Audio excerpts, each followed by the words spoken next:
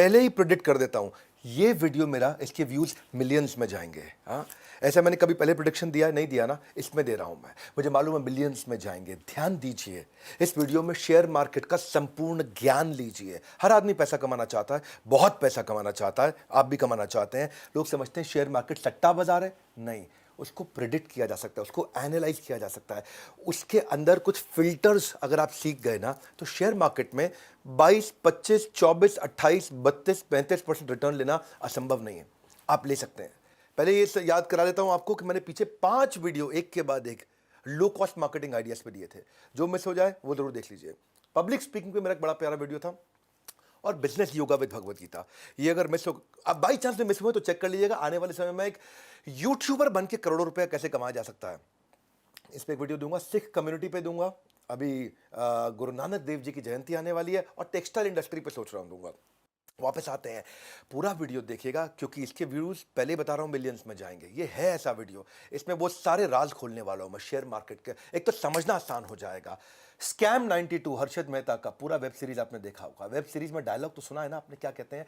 Share market एक ऐसा गहरा कुआं है जो पूरे देश की प्यास बुझा सकता है। शेयर मार्केट इतना गहरा कुआं है जो पूरे देश की पैसे की प्यास बुझा सकता है, और मैं इस कुएं में डुबकी लगाना चाहता हूं। यानी कि शेयर मार्केट से पूरा देश भी पैसा कमा सकता है, और तो भी सबकी प्यास बुझेगी और पानी और भी रहेगा। पहले समझ लेते हैं कि इन्वेस्टमेंट कितने प्रकार के होते हैं। शेयर मार्केट से पहले एफडी होता है, उसमें 5% का रिटर्न मिलता है, और पैसा अगर डबल करना चाहते हो फिक्स डिपॉजिट में तो 14 साल लगते हैं।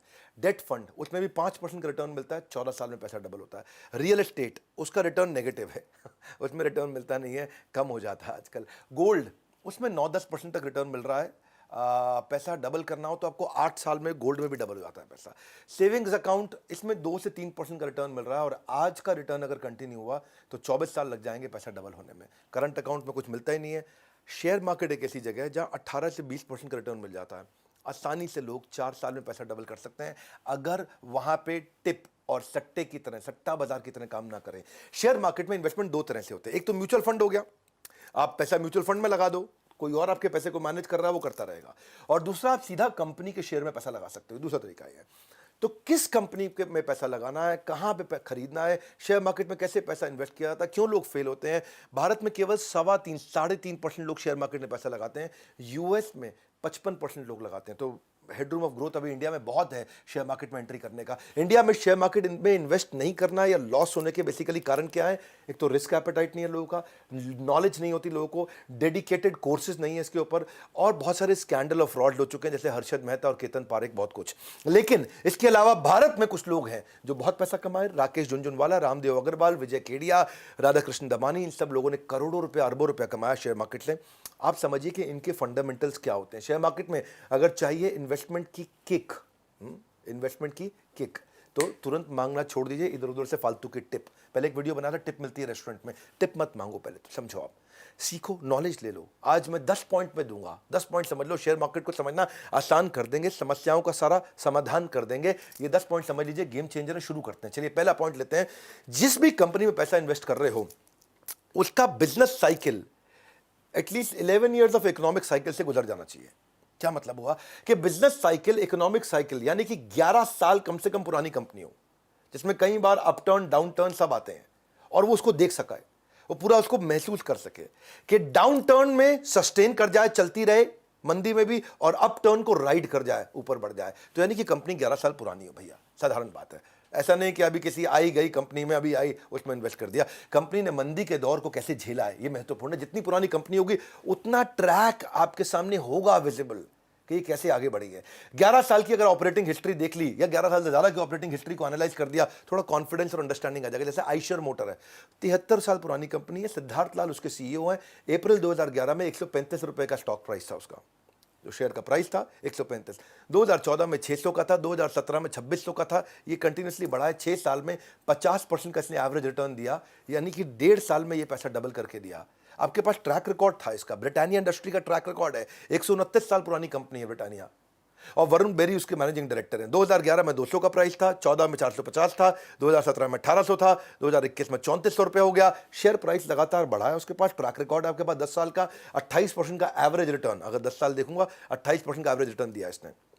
अगर 28% का एवरेज रिटर्न है तो उसका मतलब पैसा आपका 2.5 साल में डबल करके दिया ब्रिटानिया ने। तो ट्रैक रिकॉर्ड है, ट्रैक रिकॉर्ड चेक करना आना चाहिए पहले। एचडीएफसी बैंक है, अभी अतानु चक्रवर्ती हैं, इससे पहले आदित्य पुरी थे, 1994 से चल रही 27 साल पुरानी कंपनी है और 250 से 2021 तक, 2011 से 2021 तक 1500 का शेयर इसका प्राइस हो गया है। आज भाव 1500 का, इसका 250 का ट्रैक रिकॉर्ड मिल रहा है कि 250 से 375 गया, फिर 780 गया, फिर 1500 गया। इसका जो कैगर है, कंपाउंडेड एनुअल ग्रोथ रेट है, आप अगर 10 साल का चेक करोगे तो एवरेज 18% का रिटर्न दिया है। 18% का रिटर्न, स्टेबल कंपनी है, अच्छी चल रही है, पुरानी है, ये पहला पैरामीटर मैंने आपको दिया है। एचडीएफसी ने हर 4 साल में पैसा डबल करके वापस दिया है। अगर चाहते हो एक पॉजिटिव आस शेयर मार्केट से, चाहते हो एक पॉजिटिव आस, याद रखिए कंपनी का इतिहास, उसका 11 साल का कम से कम इतिहास चेक करिए। दूसरा, उसकी ग्रोथ में कंसिस्टेंसी होनी चाहिए। जो जीडीपी, पूरे देश की जीडीपी है, वो जिस रेट पे ग्रो कर रही है उसका डबल ये कंपनी ग्रो करनी चाहिए। जीडीपी का मतलब क्या हुआ, पहले जीडीपी को समझते। जीडीपी का मतलब जो भी पूरे देश में प्रोडक्ट है और सर्विस है, पूरे देश में जो भी मिला के बिका, जो भी कुछ बेचा गया है, उस सबका सम टोटल हो जाता है हमारी जीडीपी, ऐसे समझ लेते हैं, ग्रॉस डोमेस्टिक प्रोडक्ट। हाँ, पूरा देश समझो कि एक साल में कितनी सेल कर रहा है। अब समझो पूरा देश एक साल में जो सेल कर रहा है वो 5% बढ़ रही है, तो इस कंपनी जिसमें आप इन्वेस्ट कर रहे हो वो 10% बढ़नी चाहिए। सिंपल हो गया जी। क्योंकि ऐसा नहीं मैं चाहता कि जो पूरा देश जिस मात्रा में ग्रो कर रहा है उसी मात्रा में कंपनी भी ग्रो कर रही है, तो कंपनी ने कुछ खास नहीं किया। देश जितना ग्रो कर रहा है कंपनी उससे डबल ग्रो करनी चाहिए। तो ये हो गया रूल नंबर 2 मेरा। हाँ, यानी कि देश 5% ग्रो कर रहा है तो कंपनी 10% ग्रो करनी चाहिए। देश 7.5% ग्रो कर रहा है तो कंपनी 15% ग्रो करनी चाहिए। कम से कम 20 कर रही है, 30 कर रही है, और अच्छी बात है। ग्रोथ ट्रैजेक्टरी को एनालाइज करो, एनुअल एवरेज रिटर्न कितना दिया, उससे प्रेडिक्टेबिलिटी आ जाएगी। जैसे रैडिको खैतान है, रैडिको खैतान ललित खैतान की कंपनी है और ये जीडीपी 7% ग्रो करता रहा, इनकी कंपनी 18% ग्रो करती रही है। हाँ, इनका 2017 में 130 का भाव था, आज 600 का भाव है। 4 साल में लगभग 40% का रिटर्न उन्होंने एवरेज रिटर्न दिया है। पैसे को 2 साल में डबल कर पा रहे हैं ये। अगर पैसे को 2 साल में डबल कर पा रहे हैं रैडिको खैतान, तो बहुत बढ़िया है। समझ में आ रहा है आपको। जुबिलिएंट फूड वर्क, डोमिनोज पिज्जा जिसका आता है, हरी भारतीय, श्याम भारतीय, ये हिंदुस्तान टाइम्स वालों का है ग्रुप कंपनी। जीडीपी 7% ग्रो कर रहा था, इनकी कंपनी 17% ग्रो कर रही थी। 550 का भाव था इनका 2017 में, फिर 1600 हुआ, अभी 3000 चल रहा है इस समय। 3000 के भाव को पार कर गया 2021 में। ये 4 साल में 43% का रिटर्न दिया, यानी कि लगभग 1.5 साल में पैसा डबल कर देती है कंपनी।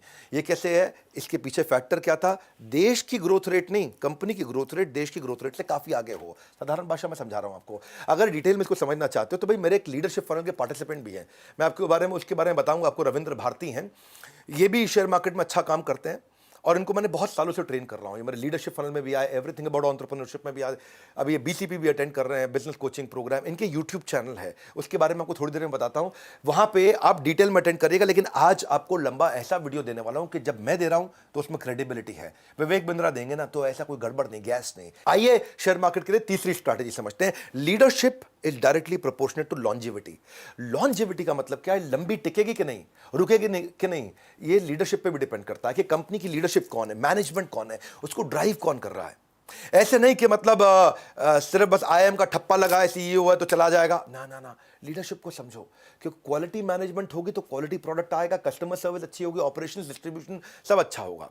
हर्षद मेहता के स्कैम में आपने क्या देखा? एसीसी की सीमेंट में लीडरशिप वही थी, मार्केट में कुछ भी हलचल नहीं हुई, कुछ भी चेंज नहीं हुआ। 200 रुपए का भाव बढ़ाते बढ़ाते बढ़ाते 200 से 9000 पे ले गए, और ना कंपनी में कोई ऐसी कोई खास ट्रेंड थी, ना फंडामेंटल चेंज हुए थे, ना लीडरशिप चेंज हुई थी, ना टॉप लाइन बढ़ी थी, ना बॉटम लाइन बढ़ा था। बस ऐसे ही बढ़ता चला गया। इसको बोलते पंप एंड डंप, कि हर्षद मेहता पहले पंप करके ऊपर ले जाते और उस भाव पर जाकर के बेच के डंप कर देते, नीचे आ जाता।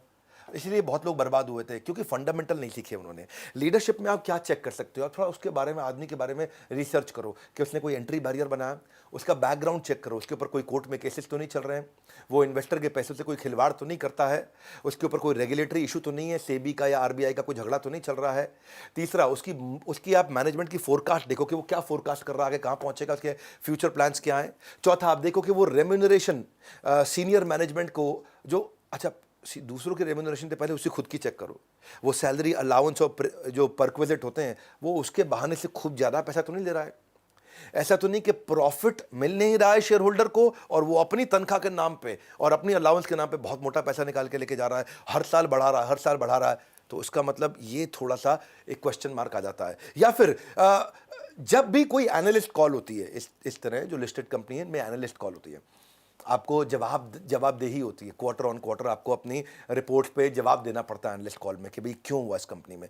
तो क्या प्रमोटर यानी कि मालिक यानी कि मैनेजमेंट इन एनालिस्ट कॉल पे अवेलेबल थी या नहीं थी? चेक करो। वो हर बार कंटिन्यूअसली रेगुलरली जवाब देने को तैयार है, तो इससे पता चलता है कि सिंसियर भी है, सीरियस भी है, हर क्वेरी को आंसर करेंगे। छठा चीज देखो, कहीं मैनेजमेंट जो है, जो ओनर है कंपनी का, ऐसा बहुत होता है, सुनते हैं ना आप, माल्या का घोटाला, इसका घोटाला, उसका घोटाला, सबके नाम नहीं लूंगा, पर इनमें रिलेटेड पार्टी ट्रांजैक्शन होती है। रिलेटेड पार्टी ट्रांजैक्शन का मतलब क्या है? जैसे मैं हूं, मेरे मामा का लड़का भी है, मेरे चाचा का लड़का भी है, मेरे ताऊ का लड़का भी है, मेरी बुआ का लड़का भी है, मेरी मेरी किसी पड़ोसी की लड़की भी है। ये सबको मैंने कंपनी में साथ में वेंडर के रूप में लगा लिया। इनका बिल आता है, इनको पेमेंट करता हूं और इनके अकाउंट से पैसा वापस ले लेता हूं कमीशन देके उनको। उसको क्या बोलते हैं? उसको बोलते हैं, ये बेसिकली फ्रॉड है। ये पैसा साइफन करने का तरीका है कि ऐसे तो कंपनी से पैसा निकाल नहीं सकते, नकली बिल रिश्तेदारियों में जनरेट किया, रिलेटेड पार्टी ट्रांजैक्शन इसको बोलते हैं, आपस में, फ्रेंड्स में, फैमिली में, रिलेटिव्स में। तो ये थोड़ा चेक करना आना चाहिए। ये सब चेक किया जा सकता है। आपको थोड़ा और सिखाएंगे, इसके तरीके सीखना चाहते हैं, मुश्किल नहीं है। आज डिटेल में देने का मेरा मन है, क्योंकि मैं आपको गैस देता नहीं, एक बात रिपीट करता नहीं, बढ़िया दूंगा। मैनिपुलेशन इन अकाउंट चेक करो कि अकाउंट से मैनिपुलेशन तो नहीं हो रहा। इनका ऑडिटर कौन है? बिग फोर है क्या? अर्न्स्ट एंड यंग है, केपीएमजी है, पीडब्ल्यूसी है, कौन है? अच्छा इनके पास है क्या ऑडिटर इस समय? और इनकी लीडरशिप में एट्रिशन कितना है? क्या लोग बार बार छोड़ के भाग जाते हैं टॉप लीडरशिप में, या लीडरशिप कंपनी में बहुत जुड़ाव महसूस करती है, अपनापन महसूस करती है लीडरशिप कंपनी के अंदर? वो बड़ा इंपॉर्टेंट है। ऐसा तो नहीं कि अपने पर्सनल शेयर को बार बार प्लेज करके, अपने शेयर्स को प्लेज करके बाहर से उधार ले रहा हो, वो भी दिक्कत है। इसके अलावा चेक करिए कि मैनेजमेंट ईमानदार कितनी है।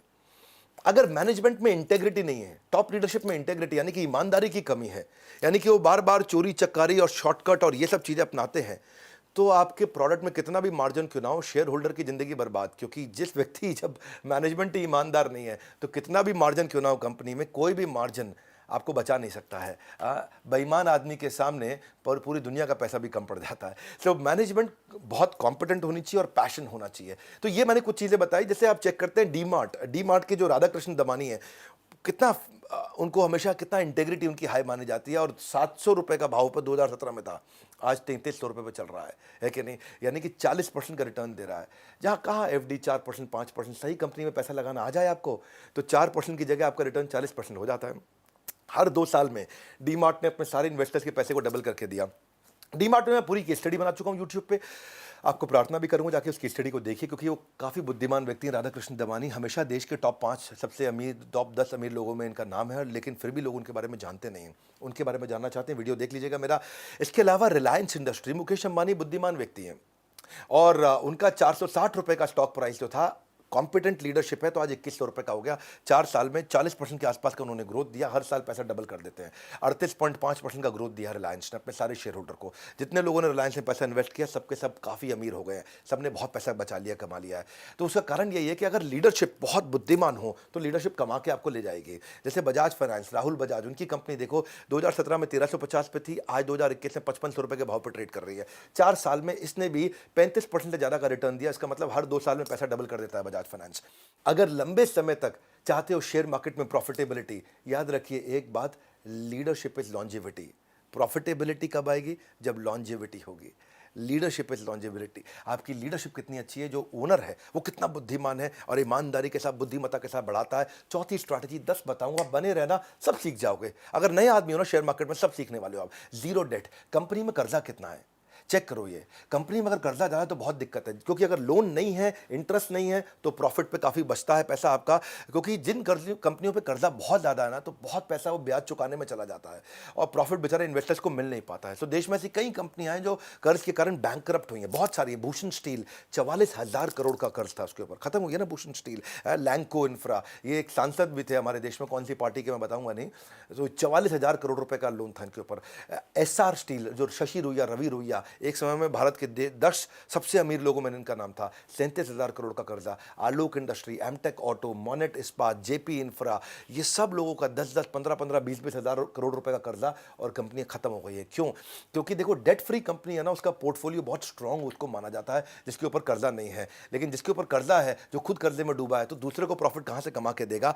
मनी कंट्रोल की वेबसाइट पर जाइए, सर्च बार में डालिएगा मनी कंट्रोल। आप सब जानते हैं मनी कंट्रोल तो वो शेयर मार्केट में इन्वेस्ट करने वालों का मक्का मदीना माना जाता है। तो आप वहाँ जाइए, वहाँ जा कर के चेक करिए कि अपने स्टॉक से डिटेल सारी चीज़ों को जरूर चेक करिए। वहाँ पे जो फाइनेंशियल एक ऑप्शन आएगा, फाइनेंशियल ऑप्शन पे क्लिक कर लीजिएगा। उसके बाद वहाँ बैलेंस शीट का ऑप्शन आएगा, वहाँ जाकर के आप डेट चेक कर सकते हो कि डेट है कि नहीं है।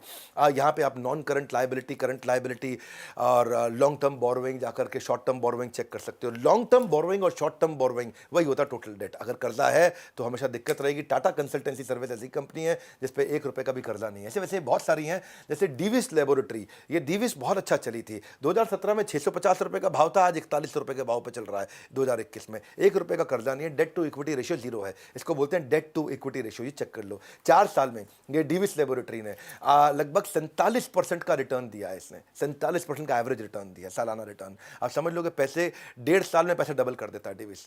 तो क्यों किया, उसका एक कारण क्या बताया आपको, इसके ऊपर कोई कर्जा नहीं है। कर्जा ना होने का बड़ा बेनिफिट मिलता है, क्योंकि जो खर्चा होता है ना, एनी एक्सपेंस जो कि बिजनेस को रन करने की जो कॉस्ट होती है उसको रिड्यूस कर सकते हैं, पर खर्चे को रिड्यूस कर सकते हैं। कर्जे को रिड्यूस नहीं करते हैं, कर्जे को पे करते हैं, रिड्यूस नहीं करते हैं। खर्चे को रिड्यूस करते हैं। हो सकता है अगर मेरा आज खर्चा है कि भाई मेरी इतने सारे प्लांट चल रही हैं, इतनी फैक्ट्रियाँ चल रही हैं, इतनी मैन पावर है, इतना सामान मैं इंपोर्ट कर रहा हूँ, प्रोड्यूस कर रहा हूँ, मैं खर्चे को घटा सकता हूँ, कर्जे को नहीं घटा सकता हूँ। कर्जा पे करना पड़ता है, आदमी फंस जाता है। तो इसलिए टाटा कंसल्टेंसी सर्विस जो मैंने आपको बताया, डेट टू इक्विटी रेशियो, यानी कि इक्विटी तो है, शेयर होल्डर्स का पैसा है, लेकिन कर्जदार नहीं है कंपनी। 1100 के भाव पे थी या 3300 के भाव पे है। टीसीएस आप जानते हैं उसका मार्केट कैप कितना बड़ा है, 27% का रिटर्न दिया उसने। हर 2.5 साल में पैसा डबल करके अपने सारे इन्वेस्टर्स को दिया। वर्लपूल ने भी हर 4 साल में पैसा डबल करके दिया है। 1 रुपये का कर्जा नहीं है वर्लपूल पे। 1200 के भाव पे था 2017 में, और आज देख रहा हूँ 2021 में 2300 के भाव पे चल रहा है।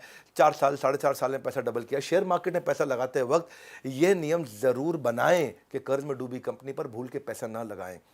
अगर डिटेल्स में इसके बारे में समझना चाहते हो तो मैं बताता हूं आपको। रविंद्र भारती ये मेरे पार्टिसिपेंट है, मैं इनके यूट्यूब चैनल के बारे में बता रहा हूं आज आपको। मैं नहीं कह रहा हूं किसी का कोर्स खरीदो, कुछ भी करो। आप कह सकते हैं कि आप रविंद्र भारती को प्रमोट कर रहे हैं। हाँ, कर रहा हूं, बिल्कुल कर रहा हूं, और खुल के कर रहा हूं। रविंद्र भारती को प्रमोट मैं इसलिए कर रहा हूं क्योंकि वो फ्री में आपको बहुत अच्छा नॉलेज मिल रहा है। मेरे को भी तो आपको कुछ चैनल्स बताने पड़ेंगे ना जहां पे ऑथेंटिक आपको नॉलेज मिल जाएगा। मैं सारा दिन तो शेयर मार्केट के वीडियोस बना नहीं सकता, मैं एंटरप्रेन्योरशिप पे तरह तरह के वीडियोस बनाऊंगा। तो आप भारतीय शेयर मार्केट का हिंदी पे और मराठी में चैनल है, आप जाके देख सकते हैं। और इनका प्रमोशन इसलिए भी कर रहा हूँ क्योंकि मेरे पार्टिसिपेंट है, हमने इनको ट्रेन करके बिल्ड किया है। पिछले 4-5 साल से हमसे मेंटरिंग ले रहे हैं और ये बड़े अच्छे एसेट लाइट मॉडल पे ये बिल्ड कर पाए हैं।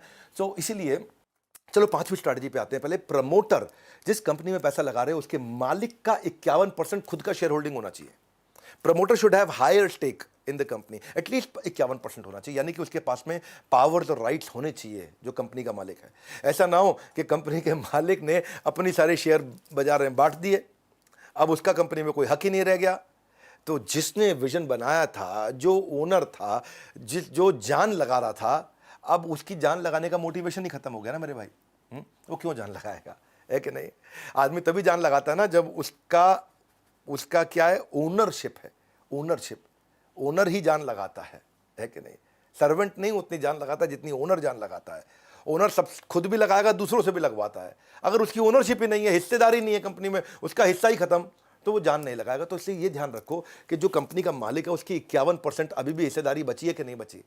ये ऐसा तो नहीं कि शेयर बांटता रहा, पैसे इकट्ठे करता रहा, पैसे लिए खुद गायब हो गया, जो कि कंपनी में उसकी हिस्सेदारी है नहीं। कंपनी तो पब्लिक की हो गई, अब पब्लिक खुद ही चला ले कंपनी। यही दिक्कत आती है। साधारण भाषा में समझा रहा हूं आपको मैं, हाँ, कि प्रमोटर कंपनी पे तभी फोकस करेगा, उसके हर एक्टिविटी पे ध्यान देगा, रिव्यूज पे ध्यान देगा, अपने विजन को ड्राइव करेगा। 51% होने से वो दूर की सोचता है, इन्वॉल्व रहता है। 7 घोड़े अलग अलग दिशाओं में जाएंगे तो पूरा रथ उलट जाएगा, लेकिन वो एक डिसीजन देके सारे घोड़ों को एक ही दिशा में चला पाता है, डिसीजन मेकिंग लेता है। यूजुअली इन्वेस्टर कंफर्टेबल होते हैं अगर प्रमोटर का 50% हो, लेकिन ये रूल नहीं है। अगर और ज्यादा हो तो और भी अच्छी बात है। और कभी कभार प्रमोटर अगर बाजार से अपने शेयर वापस खरीद रहा है, और अच्छा साइन है कि वो कह रहा है मेरी शेयर होल्डिंग आज 45% है, मुझे 60 करनी है, बाजार से खुद ही ले लेता है।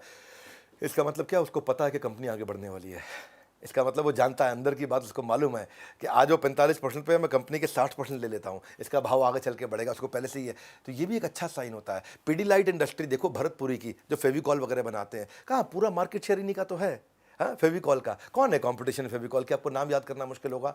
आज भी भरतपुरी के 70% कंपनी की मालिकाना खुद का है, उसका सारा शेयर उसने ऐसा नहीं है कि मतलब बंदर बाट की तरह ख़त्म कर दिए हों।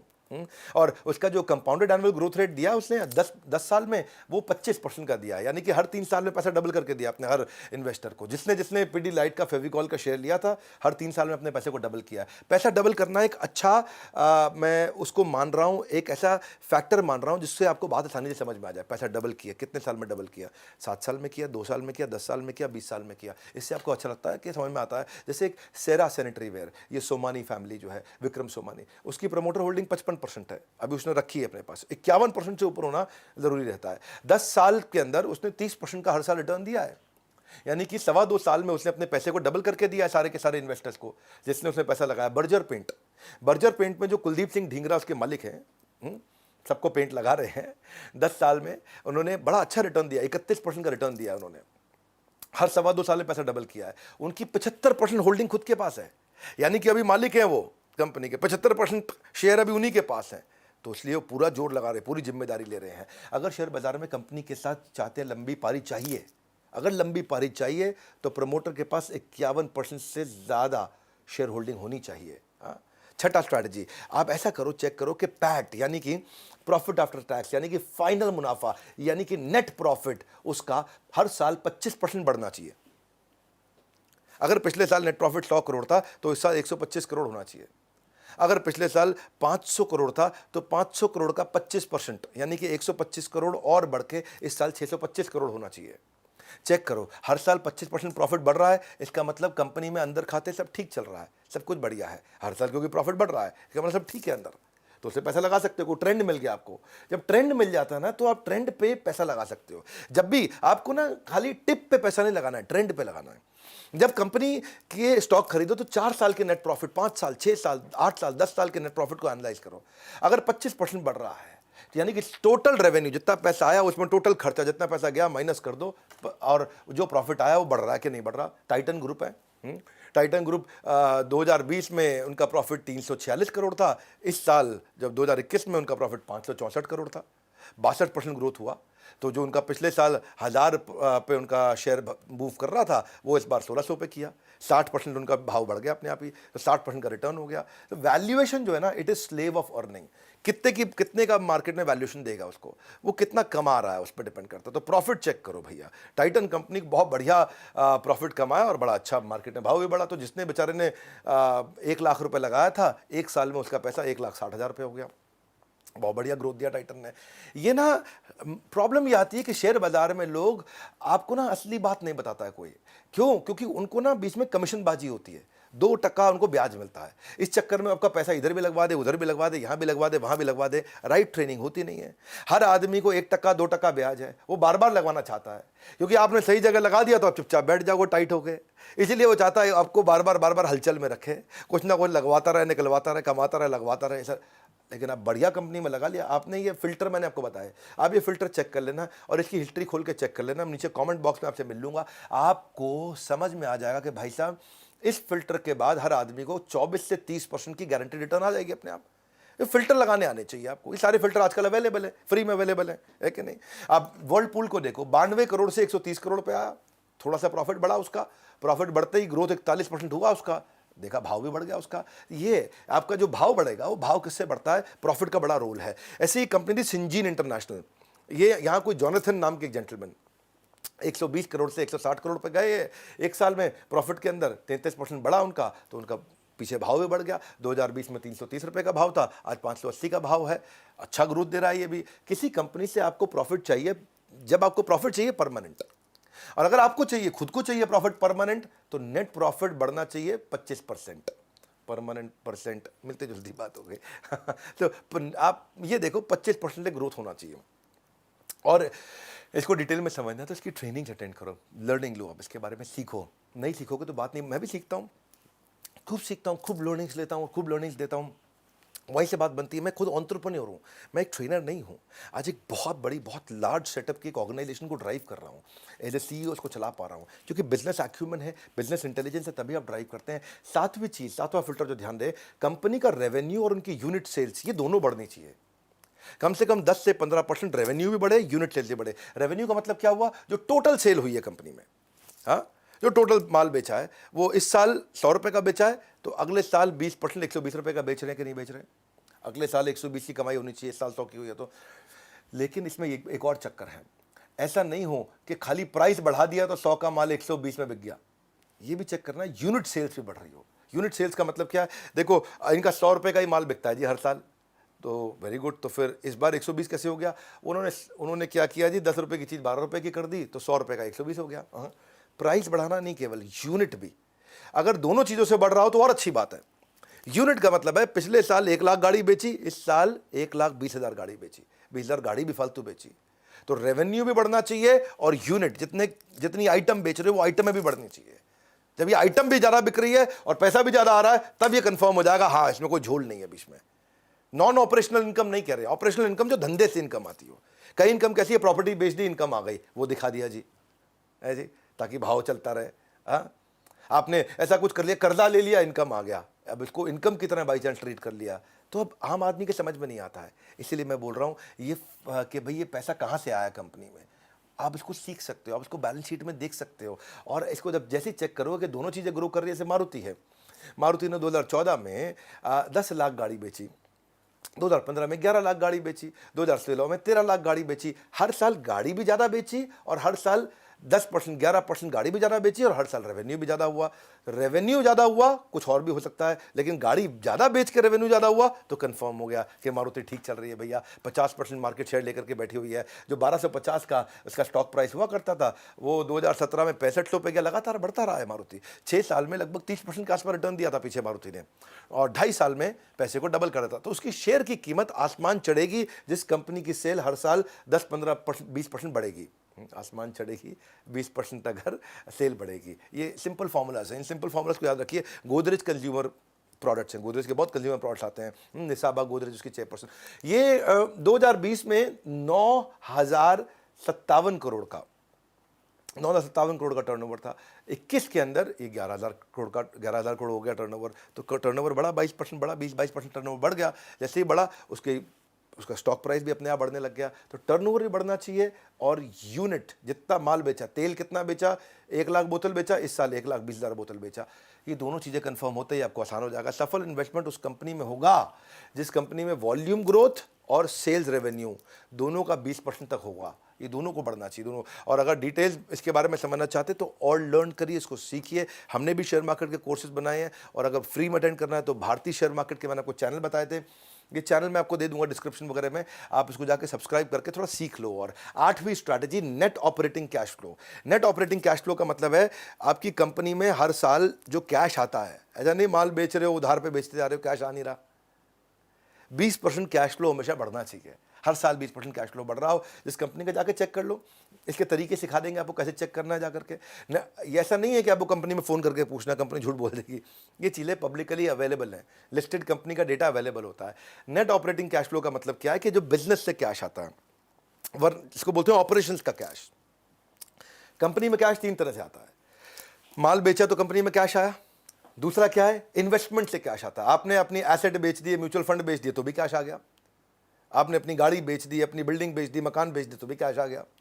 तीसरा है लोन ले लिया तो कैश आ गया। 3 प्रकार से आता है। हम कौन से कैश की बात कर रहे हैं? हम बिजनेस से कैश की बात कर रहे हैं, लोन के कैश की बात नहीं कर रहे, अपने घर बार को बेच के कैश लाना उसकी बात नहीं कर रहे हैं। जो जेन्युइन कैश है वो बिजनेस से आता है। अगर बार बार लोन लेना पड़ रहा है, कर्जा लेना पड़ रहा है, इसका मतलब तो कोई लफड़ा है भैया, इसका मतलब कोई दिक्कत भी हो सकती है कंपनी में, तो उसको चेक करना चाहिए। इसे मैं बता दूं 10 स्ट्रैटेजी दे रहा हूँ, ये 8वीं चल रही है। बहुत ज़्यादा ऐसा बोरो ना करना पड़े, ज़रूरी है। डॉक्टर रेड्डी लैब, ये कलाम सतीश रेड्डी की कंपनी है, डॉक्टर रेड्डी लैब। हाँ, ये कलाम अब्दुल कलाम नहीं है, कलाम सतीश रेड्डी इनका नाम है। 2020 में 4,000 रुपये के भाव पे चलता था, ये 2021 में 5,000 का हुआ। 25% किसने रिटर्न दी, क्योंकि इसका net operating cash flow 3,000 crore था, वो 3,600 करोड़ हुआ। तो उसका सीधा सीधा असर आया कि भाई धंधे से 3,000 करोड़ का कैश आया था, अब धंधे से 3,600 करोड़ का कैश आया इस बार। तो कितना बढ़िया आप कैश फ्लो इंप्रूव कर रहे हैं। देखो 3 अलग अलग चीज़ें होती हैं। एक होता है CGP बोलते हैं इसको। हाँ, C का मतलब है कैश, G का मतलब है ग्रोथ, मतलब सेल कितनी हो रही है, और P का मतलब है प्रॉफिट, मतलब फाइनल बचता कितना है जेब में। ये हो सकता है कि आप सेल कराओ लेकिन उधार में कराओ, कैश नहीं आया। ये हो सकता है कि आपका कैश तो आ रहा है पर सेल नहीं बढ़ रही, तो ग्रोथ नहीं हो रही। ये हो सकता है आपके पास कैश भी आ गया, सेल भी बढ़ रही है, लेकिन मुनाफा नहीं हो रहा है क्योंकि आपको सही दाम नहीं मिल रहा बाजार से। तो कैश, ग्रोथ, प्रॉफिट, ये तीनों होने चाहिए आपके पास में, है कि नहीं? जब ये तीनों रहते हैं तो आप समझ सकते हैं कि भाई आप ठीक रहेंगे। ये मैंने आपको बड़ी इंपॉर्टेंट चीजें सारे में बताई। ये सीजीपी ट्रिनिटी है, ये ट्रायंगल है, ये मैं सालों साल से सिखा रहा हूं। और यही चीज भारती ने चेक करी जा करके, और जब इसने भाई ने चेक करी तो क्या हुआ, आज आप देख रहे हैं कि ये हजारों लाखों लोग इससे भाई से सीखने आते हैं, और कई लोगों को सिखा भी चुके हैं ये। हाँ, एशियन पेंट्स है, आप एशियन पेंट्स को जाकर चेक करो, चोकसी इनकी कंपनी के चेयरमैन है। 1800 के भाव पे चल रहा था ये 2020 में, इस साल 2600 पार कर गया था। 1800 से 2600, 44% का रिटर्न हो गया, क्योंकि पहले 3000 करोड़ का इनका ऑपरेटिंग कैश फ्लो था, इस साल 3700 करोड़ का ऑपरेटिंग कैश फ्लो हो गया। Operating cash flow, operating cash flow का मतलब है एक साल में कितना कैश गया, एक साल में कितना कैश आया। तो यानी कि 3700 करोड़ का कैश आया इनके पास एक साल में। तो ये जो पैसा होता है ये धंधे में इस्तेमाल कर सकते हैं। नौवा फिल्टर है रिटर्न ऑन कैपिटल एम्प्लॉयड। ये भी आपको वेबसाइट से मिल जाएगा, आप रिटर्न ऑन कैपिटल एम्प्लॉयड को चेक करो, 20% से ज़्यादा होनी चाहिए। ये सुनने में मुश्किल लग रहा होगा आपको, रिटर्न ऑन इन्वेस्टमेंट तो सुना था, return on capital employed easy कर देता हूँ। हाँ, मेरे चैनल पे आए हो आप, कुछ मुश्किल नहीं छोड़ूंगा। रिटर्न ऑन कैपिटल एम्प्लॉयड का मतलब है कैपिटल। कैपिटल क्या होता है? टोटल कैपिटल, ये कर्जे से लिया हुआ पैसा और जो मेरे शेयर होल्डर है उनसे लिया हुआ पैसा, इन सबको जब जोड़ लेते हैं उसको बोलते हैं कैपिटल। और इस कैपिटल को लगा के एक साल धंधा किया, समझो 100 रुपये की मेरी कैपिटल हो गई, 50 रुपये मैंने कर्जे से लिया, 50 रुपया हम सब कंपनी के ओनर्स का है, तो हमने मिला के 100 रुपये से धंधा किया। 100 रुपये से धंधा करके अब मैंने इस पे 20 रुपये का प्रॉफिट कर लिया, इसको बोल दिया कि 20% रिटर्न ऑन कैपिटल एम्प्लॉयड। ये 20 रुपये से ज़्यादा होना चाहिए हर साल। मेन मुद्दा ये है कि कर्जे का पैसा हो या शेयर होल्डर का पैसा हो, दोनों के पैसे को जोड़ लो। दोनों के पैसे को जोड़ के अगर वो 1 लाख रुपए है हमारे पास, तो 1 लाख पे 20,000 रुपया ऊपर से फाइनल मुनाफा साल के एंड में होना जरूरी है। अगर इतना भी नहीं हो रहा है तो इसका मतलब क्या हुआ, ये कर्जे के पैसा और इन्वेस्टर के पैसे के साथ खिलवाड़ कर रहा है, उसका सही इस्तेमाल नहीं कर पा रहा। तो रिटर्न ऑन कैपिटल एम्प्लॉयड इसका कम आ रहा है। रिटर्न ऑन कैपिटल एम्प्लॉयड का मतलब है प्रॉफिट को डिवाइड कर दो इक्विटी से और लॉन्ग टर्म डेट से, इन दोनों से मिलकर जब डिवाइड करोगे, मैंने साधारण भाषा में समझाया है, फॉर्मूला में अभी मत घुसिए, जब धीरे धीरे और सीखते जाएंगे चीज़ समझ में आएंगी। अभी स्टेप बाय स्टेप समझाना चाहता हूँ। नेस्ले कंपनी देखो, अब सुरेश नारायण इसके चेयरमैन है कंपनी के, इंडिया में 139% रिटर्न ऑन कैपिटल एम्प्लॉयड दिया इसने। यानी कि इनके पास 100 रुपया था, एक साल सबका मिला के सबका जोड़ के उससे 139 रुपया कमा लिया उन्होंने। बहुत अच्छा किया, 20% होना चाहिए था, 139 कर लिया। इसी कारण अगर आप देखोगे 6600 के भाव पे ये ट्रेड कर रहा था बाजार में, आज 18,000 का भाव हो गया इसका। 4 साल में इसने बहुत बड़ी ग्रोथ दी है, 2.5 साल में पैसा डबल करके दिया अपने सारे के सारे जितने इसके इन्वेस्टर्स थे। टीसीएस बहुत बढ़िया काम करता है, एक तो कोई कर्जा नहीं लेता, और जो भी रिटर्न ऑन कैपिटल, जितना भी कैपिटल इसके पास है उस पर 50% के आसपास रिटर्न दे रहा है। इसीलिए 1100 के भाव से 3300 के भाव पे आ गया है, बड़ा अच्छा ग्रोथ दिया है इसने सबको। ऐसे बहुत सारी कंपनीज हैं, पर आप ये थोड़े मुश्किल फार्मूलाज हैं जो अभी मेरी बात समझ में नहीं आएगी, इसलिए मैं कह रहा था कि आप अच्छे यूट्यूब चैनल्स पर जाइए, वहाँ जाके सीखिए। फाइनली 10वां दे रहा हूँ, ये बड़ा काम का रिटर्न ऑन इक्विटी ईजी कर देता हूँ आपको। ये भी 15% होनी चाहिए। रिटर्न ऑन इक्विटी में मतलब इसमें कर्जे का पैसा नहीं है, ये केवल इन्वेस्टर्स का पैसा है, इसमें कोई डेट नहीं है, लोन नहीं है, शेयर होल्डर्स के द्वारा इन्वेस्ट किया गया फंड। और जो शेयर होल्डर, जैसे कोई शेयर होल्डर होता है, कोई 2% शेयर ले लेता है आपकी कंपनी में, कोई 1% शेयर ले लेता है, आपको पैसा दे देता है, या स्टॉक मार्केट में, बॉम्बे स्टॉक एक्सचेंज में आप शेयर खरीद लेते हो, शेयर होल्डर हो गए। या आपके चाचा ने भी पैसा लगा दिया कंपनी में, ले बेटा 20% पैसा मेरा डाल दे कंपनी में। रिश्तेदार भी कर सकते हैं, बाजार में भी हो सकता है, कोई वेंचर कैपिटल हो सकता है, प्राइवेट इक्विटी हो सकता है, और उनके पैसे पे 15% का ग्रोथ होना चाहिए। तो ये सारे के सारे फॉर्मूला आपको आजकल वेबसाइट पे फ्री में अवेलेबल है, इसके लिए किसी को पैसा देने की जरूरत नहीं है, आपको किसी के पास जाने की जरूरत नहीं, सब फ्री में अवेलेबल है। शुरुआत कर दो, सीखना शुरू कर दो, फ्री में सीखने को मिल जाएगा, बिना पैसा लगाए सीखने को मिल जाएगा। और रिटर्न ऑन इक्विटी का मतलब हुआ कि भाई इसमें फाइनल प्रॉफिट को मैं शेयर होल्डर की इक्विटी से डिवाइड करके देख लूँ, ये न्यूमरेटर डिनोमिनेटर है। एशियन पेंट्स को चेक करो, ये 48% का रिटर्न ऑन इक्विटी दे रहा है, तो इसीलिए 500 के भाव से 2600 के भाव में पहुंच गया, ये बहुत अच्छा काम किया इसने भी। डाबर अमित बर्मन की कंपनी है, ये भी अच्छा रिटर्न ऑन इक्विटी 23% दे रही थी, 100 रुपये में डील कर रहा था, ठीक ठाक किया इसने, 100 से 580 पे गया। मैं सारे के सारे एग्रेसिव कंपनी नहीं दिखा रहा हूँ आपको, डाबर ठीक ठाक ग्रो करी है, 17% ग्रो करी है डाबर। ऐसा नहीं कि हर एक दिखा दूँ आपको 30% 40%, डाबर का ग्रोथ 17% हुआ है पिछले 2011 से समझो आप 2021 तक। तो अब ओवरऑल समझते हैं, सेंसेक्स भी तो ग्रो कर रहा है, आप सेंसेक्स पे भी पैसा लगा सकते हो। 2011 में सेंसेक्स 19,000 पे चल रहा था, आज 2021 में 50,000 पे चल रहा है। तो सेंसेक्स ग्रो किया। आप सेंसेक्स से पैसा लगा दो कि 19,000 से 50,000 हो गया भैया 10 साल के अंदर, है कि नहीं? 10 साल में सेंसेक्स 10% का ग्रोथ दिया। कितना ग्रोथ दिया? हर साल 10% का ग्रोथ दिया सेंसेक्स ने। तो सेंसेक्स में पैसा लगा दोगे तो आप भी 10% ग्रो कर जाओगे। लेकिन अगर अच्छे इंडिविजुअल कंपनी पे लगाना सीख गए तो आपको 10% नहीं, आपको एवरेज रिटर्न 22, 24, 26% तक मिल सकती है आराम से। तो ये फर्क है। सेंसेक्स पे लगाना भी सेफ है, कोई समस्या नहीं है, लेकिन अगर सही स्टॉक चूज करके लगाया तो आपको बाजार में जो रिटर्न 4, 6, 8, 10, 12% होते हैं वो अपने आप 24, 26, 28% तक मिल जाते हैं। पर प्रॉब्लम क्या है, लोग चाहते हैं कि शेयर मार्केट में आज पैसा लगाया है और कल डबल होके मिल जाए, परसों डबल होके मिल जाए। वो लालच है और वो खतरनाक हो जाता है, वहाँ से बात बनती नहीं है। और ये सब बातों में भी आपका ब्रोकर आपको सही बात नहीं सिखाता है। आपका म्यूचुअल फंड एडवाइजर, आपका इंडिपेंडेंट फाइनेंशियल एडवाइजर, आपका वेल्थ मैनेजर, उसका कारण बड़ा सिंपल है, क्योंकि उनको ना 2% कमीशन मिलती है इसमें। आपसे 100 रुपये लगवाते हैं तो 2 रुपये उनका हो जाता है, उसमें 1 रुपया उनका हो जाता है, कहीं 50 पैसे, कहीं 1 रुपया, कहीं 2 रुपये, अलग अलग चीज़ों में अलग अलग है। तो इसीलिए वो ये चीज़ें छुपी रहती हैं, ये फंडामेंटल्स नहीं मिलते हैं आपको। जो मैंने 10 फंडामेंटल दिए हैं, अगले कई सालों तक काम आएगा। ये आपको एक्सपर्ट आदमी को भी काम आएंगे और नए आदमी को भी काम आएंगे, जो फंडामेंटल दिए हैं। मतलब ये मैंने आपको ना बिल्कुल लास्ट का मक्खन निचोड़ करके दिया है आपको मैंने। मैं भी अगर शेयर मार्केट की इन्वेस्टमेंट के बारे में सीखता हूँ, पढ़ता हूँ, मेरे विचार में सब चीज़ें फ्री में यूट्यूब पे भी अवेलेबल है, पर आपको पता होना चाहिए किससे सीखना है। वैसे मैं जिस रविंदर की बात मैंने करी है, ये महाराष्ट्र के पुणे के पास एक गांव से बहुत गरीब इंसान हुआ करते थे। मतलब गरीब कहने में आर्थिक रूप से गरीब मानिए, गरीब तो नहीं थे, आर्थिक रूप से गरीब मान लीजिए। 17 साल का एक्सपीरियंस हो गया उनको। 11वीं क्लास से इन्होंने शेयर मार्केट पर काम शुरू किया था। कर्ज में डूबे हुए एक किसान के बेटे थे ये, और ट्रेडिंग की दुनिया में आज अपना नाम कमा रहे हैं। आज ये मेरे साथ में सालों से, कई सालों से मुझसे ट्रेनिंग लेते आ रहे हैं। भारतीय शेयर मार्केट इंस्टीट्यूट भी इन्होंने बनाया। और दिनेश ठक्कर जो चेयरमैन है एंजल ब्रोकिंग के, उन्होंने इनको number 1 stock market training institute का अवार्ड भी दिया है। वैसे जी मीडिया से भी इनको कुछ अवार्ड मिले हैं। लगभग 1.25 लाख स्टूडेंट्स को ये पढ़ा चुके हैं। तो अपना जीवन स्टॉक मार्केट में इन्होंने खपाया, तभी करोड़ों का बिजनेस ये खड़ा कर पाया। सो आप इनके दोनों चैनल देख सकते हो। आप मराठी भाषी हो या हिंदी भाषी, स्टॉक मार्केट की नॉलेज मिल जाएगी अच्छी खासी। तो ये आप कर सकते हैं। और लेकिन अगर आप स्टॉक मार्केट में बिजनेस नहीं करना चाहते, इन्वेस्ट नहीं करना चाहते, आप अपने बिजनेस को ग्रो करना चाहते हैं, जो भी आप कर रहे हैं, तो उसको करने के लिए हमने इस समय ना बहुत सारे प्रॉब्लम सॉल्विंग कोर्सेज को हमने यूनिट्स में कन्वर्ट कर दिया है। आपको यूनिट समझा देता हूँ बिजनेस कोचिंग प्रोग्राम के साथ। ये दुनिया का सबसे अफोर्डेबल प्रोग्राम है। 10 रुपये घंटे से कम के अंदर हम लोग सबको पर्सनल कोच दे रहे हैं, हैंड होल्डिंग सपोर्ट दे रहे हैं, बंडल्ड वैल्यू पैक दे रहे हैं, फाउंडेशनल कोर्स दे रहे हैं, स्पेशलाइज कोर्स दे रहे हैं। हर एक को सेम चीज़ नहीं, फाउंडेशनल अलग है, स्पेशलाइजेशन अलग है। अगर आप स्टूडेंट है तो आपको 21st सेंचुरी स्किल क्या चाहिए, एंटरप्रेन्योर 21st सेंचुरी स्किल क्या चाहिए। एक में 16 कोर्स है, एक में 14 कोर्सेज हैं। Low cost digital marketing ideas क्या हो सकते हैं बिजनेस ग्रोथ के, उसमें 12 कोर्स बनाए हमने। बिजनेस अपने सेल्स को कैसे बढ़ाया जाए उसके ऊपर हमने लगभग 8 कोर्सेज बनाए। बिजनेस को स्केल कैसे करते हैं उस पर हमने 10 कोर्सेज बनाए हैं। रिटेल बिजनेस के लिए हमने 8 कोर्सेज बनाए। ऑपरेशनल एक्सेलेंस मैन्युफैक्चरिंग के लिए 8 कोर्सेज बनाए हैं। फंड रेज करना है, फाइनेंस सीखना है, उसके ऊपर 5 कोर्स बनाए हैं। बिजनेस ऑटोमेट करने पर 6 कोर्स बनाए हैं। अपनी सेल्स को डबल करने में, प्रोडक्टिविटी बढ़ाने में, मनी मैनेजमेंट के ऊपर, डिजिटल मार्केटिंग पे, एचआर पे, एम्प्लॉय पे, एचआर अगर आप सीखना चाहते हो तो उस पर भी 5-6 कोर्सेज बनाए हुए हैं। ये नंबर को ना स्क्रीनशॉट ले लो आप इसका, 1 मिनट रोक करके वीडियो को पॉज करो, इसका स्क्रीनशॉट लो, 9810544443।